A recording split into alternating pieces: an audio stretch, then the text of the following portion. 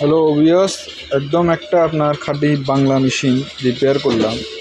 তার ছোট্ট একটা সমস্যার কারণে আপনার ট্রানজিস্টর এবং বোর্ডগুলো বাতিল হয়ে গিয়েছে।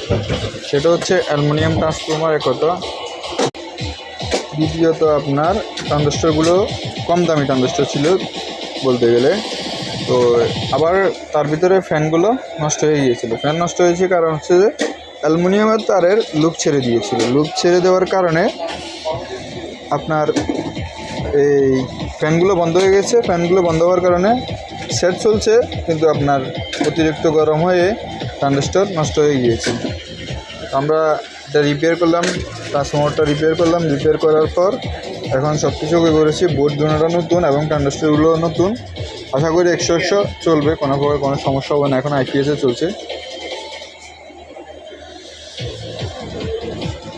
সাউন্ড আরও আছে।